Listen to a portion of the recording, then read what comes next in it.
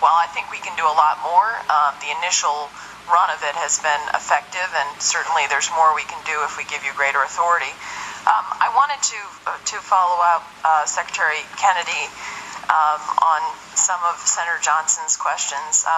Here's what's bothering me about the attack on our consulate and the prior cable. So I also serve on the Senate Armed Services Committee, and in February of 2000 of this past year, General Dempsey as well as Secretary Panetta testified about the attack on the consulate in Benghazi before that committee, and both of them testified that they were aware of the prior cables, particularly the cable of August 16th coming from Ambassador Stevens, which described concerns about the adequacy of the security at the consulate in Benghazi.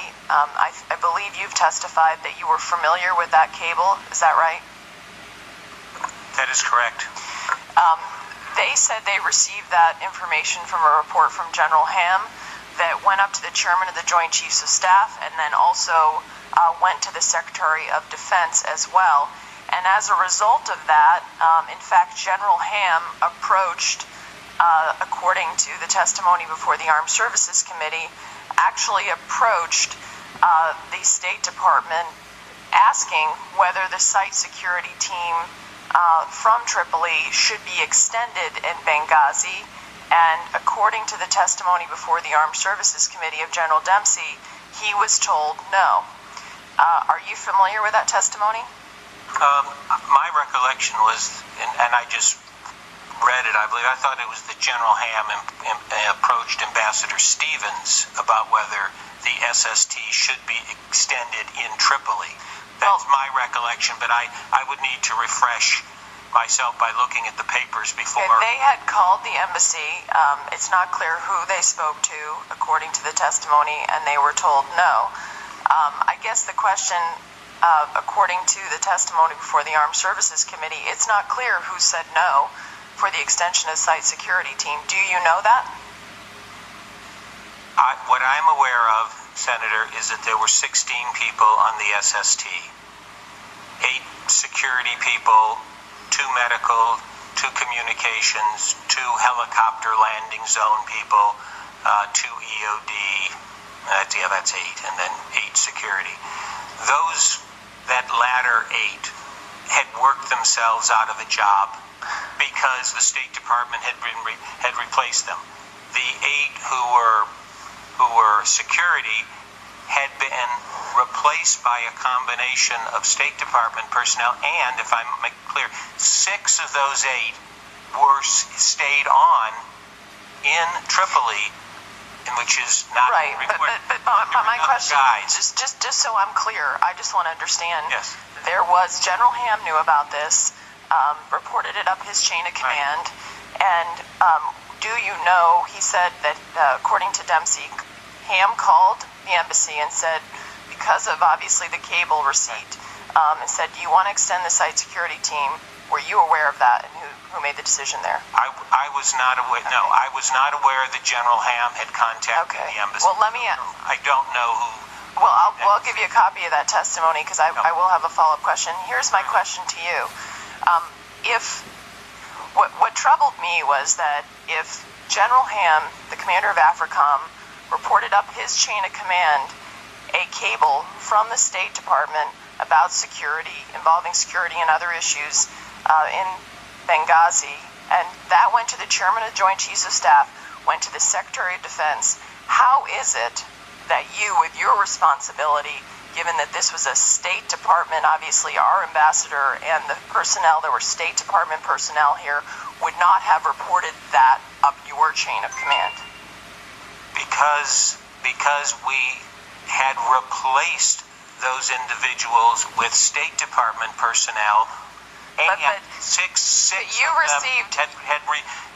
them had remained. It was important enough for the AFRICOM general on the ground, who it wasn't his area of responsibility, it wasn't a DOD facility, that they thought a Secretary of State, a state cable should be reported up to the Chairman of the Joint Chiefs of Staff, reported up to the Secretary of Defense, and even though State Department personnel were involved, you did not report it to the Secretary of State?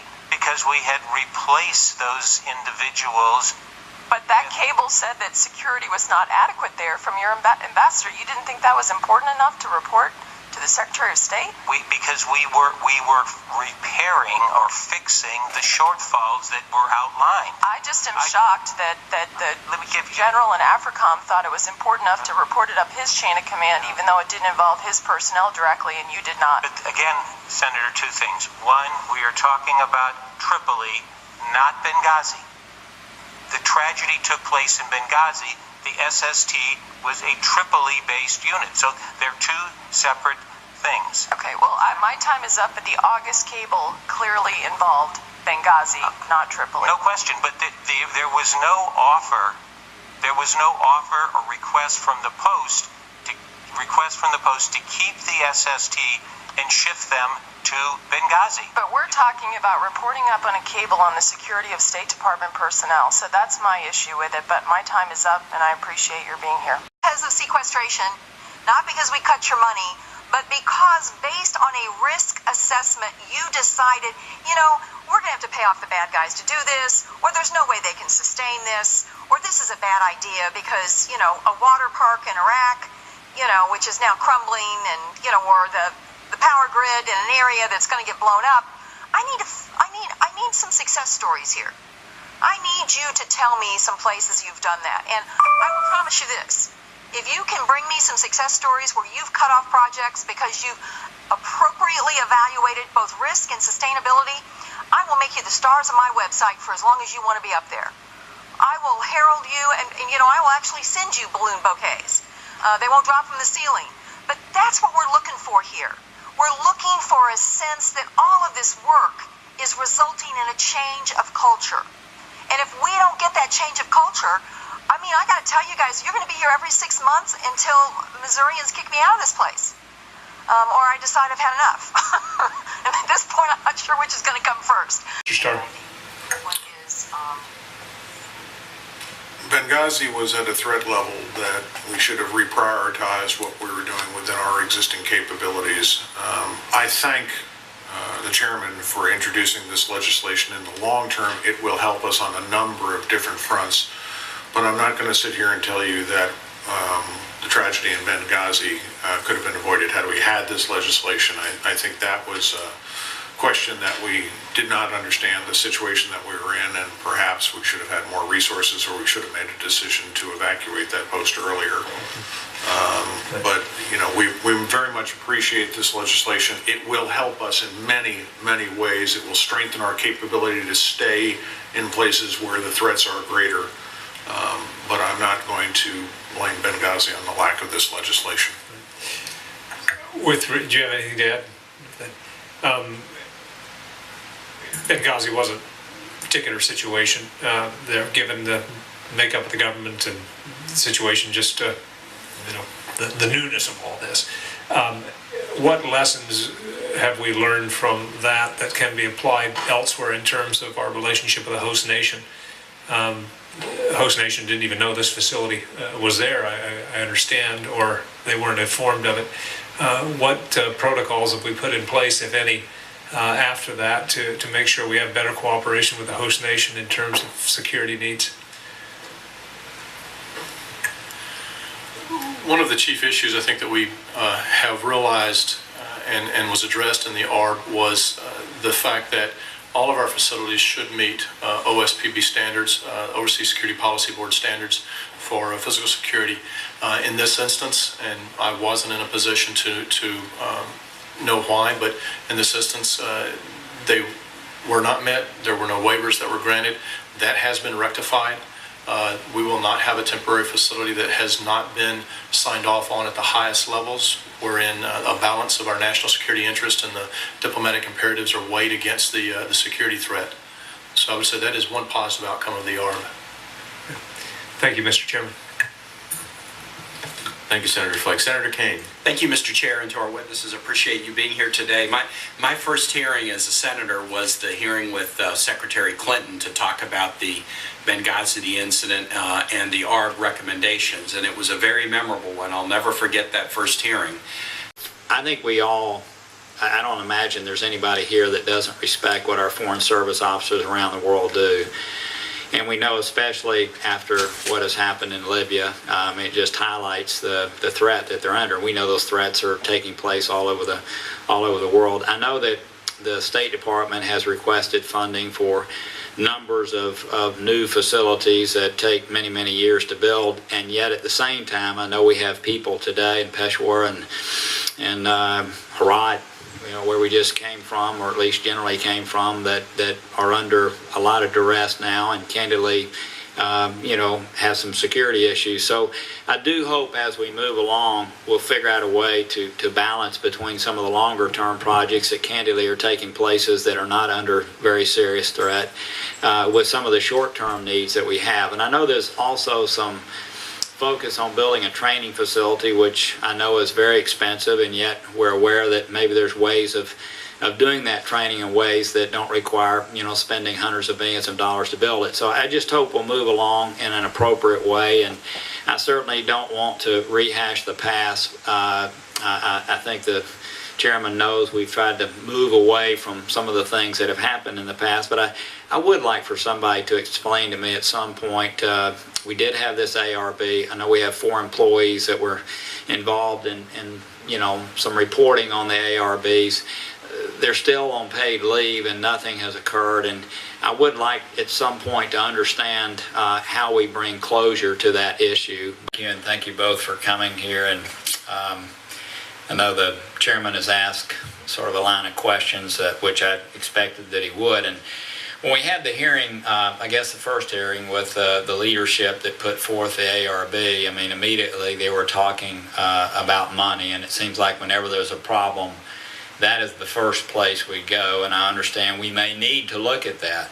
At the same time, as we look at your plans, I know you currently have $1.4 billion. You've asked for $800 million more, and I see that we're spending a huge amount of money on facilities at The Hague, Oslo, Fort Moresby, and even in places where we have construction underway like Beirut. The new embassy won't be ready for another 6 years, and at the same time, so this is a lot of money that's being spent in places that candidly the security issues are not necessarily urgent like we have in some of the places I mentioned earlier in Pakistan and Sudan. So it just seems to me that from the standpoint of the immediate security issues that our personnel has, and all of us, including you, wanting them to be safe, our priorities are not aligned with what it is we're hoping to do for our outstanding Foreign Service officers, and I just wish you would respond to that. Sir, I appreciate the point that you're making, and in very many ways, on an everyday basis, we are trying to address the immediate security concerns through programs like increased training of our personnel and our officers. Lessons that we learned from Benghazi, like how do we increase our fire safety awareness, and how do we provide safety, or how do we provide countermeasures to fire as a weapon. In those places where we can't get new facilities, we're doing security upgrades and working with our host governments to the best that we can. But I think it's clear that while we're doing the immediate and short-term needs that we need to be addressing, we're also asking for the ability to address the long-term needs, so that as we move forward in the future, we put ourselves overall in a better position. In 1997, our embassies in Dar es Salaam and Nairobi were essentially rated as low-threat posts. We did not know at that point that we were going to be seeing the phenomenon of terrorism working outside of the small Middle East number of posts that we were mostly concerned with. Today, we know that global terrorism is exactly that, global. It's a worldwide phenomenon.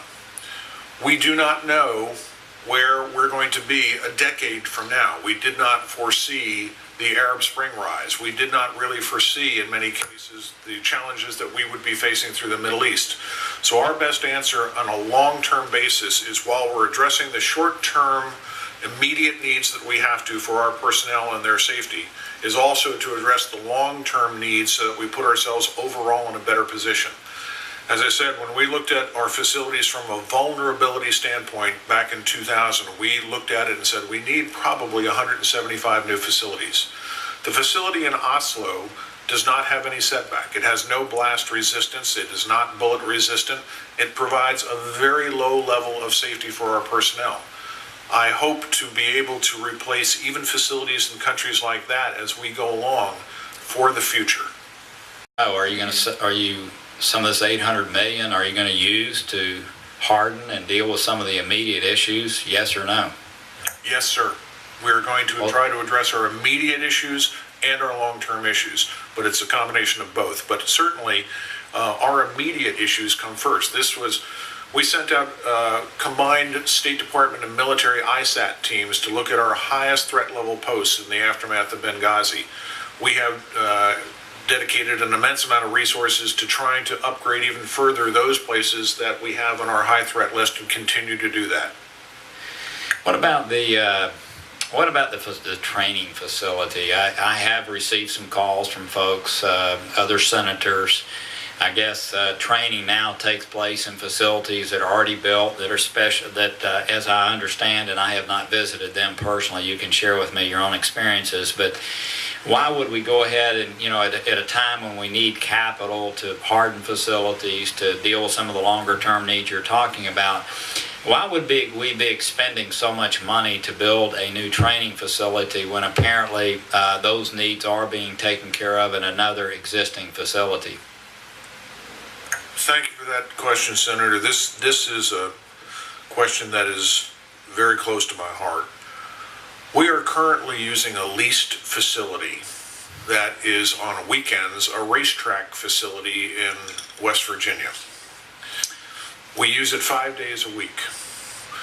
We can train approximately 2,500 Foreign Service officers a year in what we call FACT training, the types of training that, not for DS agents like Bill and myself, but for regular Foreign Service officers. We give them high-speed training in driving vehicles, anti-ram training.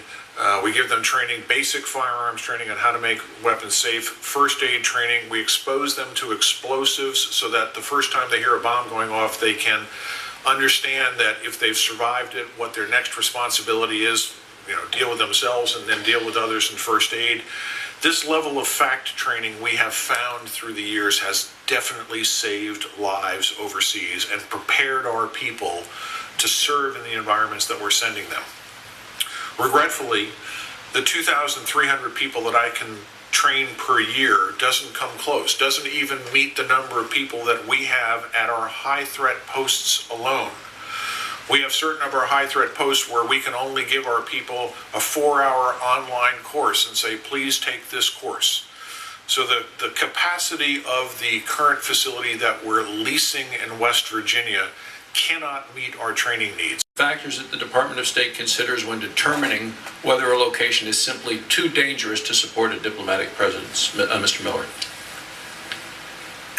Thank you, Senator. We look at three basic questions: the host nation's capability and willingness, as I said earlier. We look at the current threat streams, those threats which have developed that we're aware of that direct themselves to our facilities. And then we also look at the physical presence that we're able to maintain based on our physical security posture at post. And as we balance those three and any possible mitigation, we then move forward with our diplomatic engagement. If we can't balance those three, then we have to assess those options which you just addressed. Are there posts currently that you've identified as needing to either be downsized or closed? I can point back to Benghazi, which we evacuated late last fall, late December. We're constantly evaluating other posts. As a good example is our U.S. Embassy in Cairo, over the past month as they've gone through the large disturbances, not only in Cairo, but throughout the country. So it's a constant evaluative process that we go through and assess then what our next steps may possibly be. Could I ask about the Inspector General's audit of June 30th came out 2013, released its audit of compliance with physical and procedural security standards at select high threat level posts. And I'm concerned that it's been 10 months since the terrorist attacks in Benghazi. The Inspector General found that their high threat level posts are failing to comply with security standards. I don't know if you've seen the audit yet. Can you explain to the committee why these problems are happening and what the plan and timeline is for remedying these issues? Thank you. I think it's important that we do point out some differences that we may have with the Office of Inspector General when they do provide a report as this one. I think it's important to note that the high threat, high risk posts that I'm responsible for leading and supervising the management of their programs, I don't believe they visited any of those posts. When they're referring to high threat, that is a very often used and not well-defined term. So as they look at the various recommendations, it should be parsed very carefully when we look at the HTP post for which I'm responsible. I will say that we are continuing to work with the OIG to address their concerns. We want to ensure that our people do have the best possible protection, and we value the OIG's perspective. But I know DS, or Diplomatic Security, is working with the OIG to find common ground. Thank you for that clarification. Thank you, Mr. Chairman. Where if there's no specific intelligence, you say, okay, we must be okay. I think one of the major changes that has happened is that we are much more aware of the larger atmospherics in these countries, the political, the social, what is going on in terms of web activity, social networking, trying to keep abreast of what we see is going on in that country, in addition to whether or not we have specific intelligence threats, is a much deeper, much broader effort than we've had before as well. So I think it's really both sides. It is the intelligence side that is deeper, broader, and more important to us, but it is also keeping much more abreast of what is really happening in that location and melding the two into our decision making, and then what we do as recommendations further up in the department.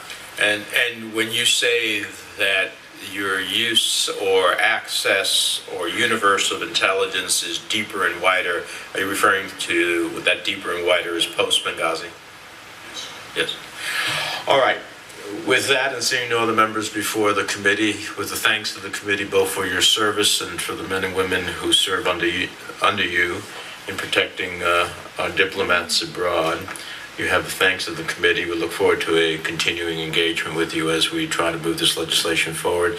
The record will remain open to the close of business tomorrow. With that, the hearing now is truly adjourned.